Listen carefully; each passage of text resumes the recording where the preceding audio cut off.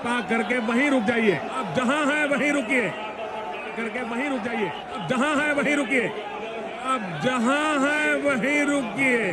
करके वहीं रुक जाइए। प्रधानमंत्री नरेंद्र मोदी राजस्थान गए तो अपने कार्यकर्ताओं के हौसले बुलंद करने गए थे, लेकिन वहां पहुंचकर वो बॉक्सिंग मैच के रेफरी बन गए।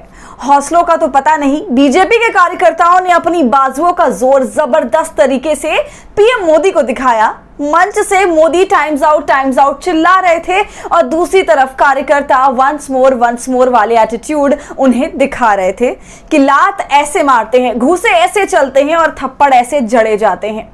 नमस्कार, आदाब, आप देख रहे खबर अड्डा और आपके साथ मैं हूं सुम्बुलीरम। राजस्थान का रण इतना भीषण हो चुका है कि बीजेपी के कार्यकर्ताओं को लगता है कि लड़ाई में बने रहने के लिए हाथ पैर जबरदस्त तरीके से चलाने होंगे। अब इन्हें इस बात की जानकारी है या नहीं कि हाथ पैर चलाने का मतलब मेहनत करना होता है। इसकी खबर तो हमें नहीं है, लेकिन उन्होंने इसका जो मतलब समझा है वो हमारे लिए क्या, खुद मोदी जी के लिए भी सरप्राइज है।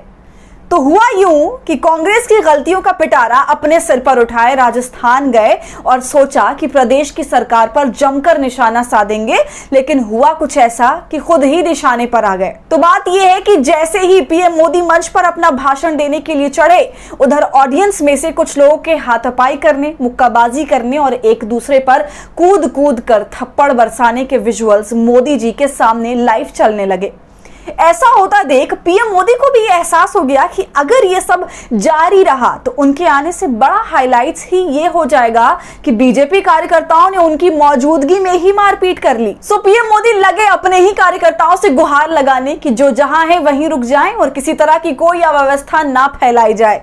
लेकिन पीएम को खुद इस बात का पता नहीं था कि बीजेपी के कार्यकर्ता दरअसल उनकी ही नाकामियों को छिपाने के लिए अपनी बाजुओं का जोर इस्तेमाल में ला रहे थे।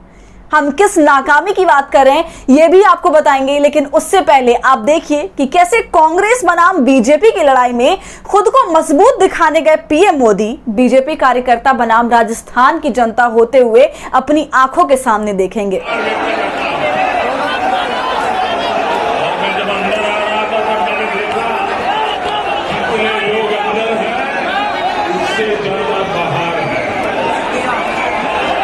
करके वहीं रुक जाइए। आप जहां है वहीं रुकिए। करके वहीं रुक जाइए। आप जहां है वहीं रुकिए। आप जहां है वहीं रुकिए। अब आइए समझ लीजिए कि इस मारपीट में शामिल दोनों पक्ष थे कौन। एक तो हमने आपको बता ही दिया कि बीजेपी के अनमोल धरोहर उसके कार्यकर्ता मोर्चा संभाले हुए थे, लेकिन जिस पर मुक्के और थप्पड़ वो बरसा रहे थे वो थी राजस्थान की आम जनता, जो मोदी के सामने प्रदेश की सबसे बड़ी मांगों में से एक ईआरसीपी का मुद्दा लेकर पहुंचे थे। तो अब आपको संक्षेप में बता देते हैं कि इन लोगों ने आखिर ऐसा क्या ही मांग लिया कि बीजेपी वाले मांग मानने की जगह मुंह सुजाने पर उतारू हो गए। तो आपको बात बता दें कि ईआरसीपी यानी कि ईस्टर्न राजस्थान कैनाल प्रोजेक्ट, जो कि पूर्वी राजस्थान के 13 जिलों में पानी आपूर्ति से जुड़ा एक प्रोजेक्ट है और इस प्रोजेक्ट को ही राष्ट्रीय दर्जा दिए जाने की मांग ये लोग कर रहे थे। और खबरों की माने तो ये सब किसान हैं। और मजे की बात यह है कि ये वो प्रोजेक्ट है जिसकी शुरुआत सूबे में बीजेपी की वसुंधरा राजे सरकार ने की थी और तब इसे राष्ट्रीय दर्जा दिया जाएगा, ये वादा भी प्रदेश की जनता से किया गया था।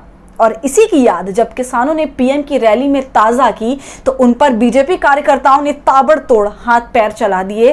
खैर, अब हाथापाई की बात से अलग ये खबर अपने आप में बीजेपी के अंदर की कलह की भी सारी कहानी साफ रख देता है। वसुंधरा और बीजेपी के राष्ट्रीय नेतृत्व में कितनी बनती है ये तो सबको मालूम ही है। और खबर तो ये है कि कहीं बीजेपी सरकार इस परियोजना को राष्ट्रीय दर्जा देती है तो क्रेडिट वसुंधरा ना ले उड़े, इसकी भी संभावना से इनकार नहीं किया जा सकता। लेकिन वहीं कांग्रेस के समर्थक ये कह रहे हैं कि परियोजना वसुंधरा राजे लेकर आई और कांग्रेस ने फिर भी इसमें बाधा बनने के बजाय इसे आगे बढ़ाया। लेकिन अब बीजेपी खुद ही इसमें रोड़े अटका रही है। अब ये तो अंदर की बात है, लेकिन जो साफ है वो ये कि बीजेपी परियोजना में रोड़े अटका रही हो या ना हो, लेकिन परियोजना के मुद्दे से जुड़े लोगों के गाल जरूर लाल कर रही है। तो बीजेपी के इस लपड़ थप्पड़ वाले चुनावी अभियान को लेकर क्या है आपकी राय, हमसे कमेंट सेक्शन में जरूर साझा कीजिए। और हमारे फ्री जर्नलिज्म को आपके सपोर्ट की जरूरत है, वो तभी होगा जब आप जितना ज्यादा यूट्यूब पर ज्वाइन का बटन इस्तेमाल कर हमारे मेंबर बनेंगे और इससे हमारी हौसला अफजाई करेंगे। साथ ही अगर अब तक आपने हमारे चैनल खबर अड्डा को यूट्यूब पर सब्सक्राइब नहीं किया है तो इसे अभी कर लीजिए।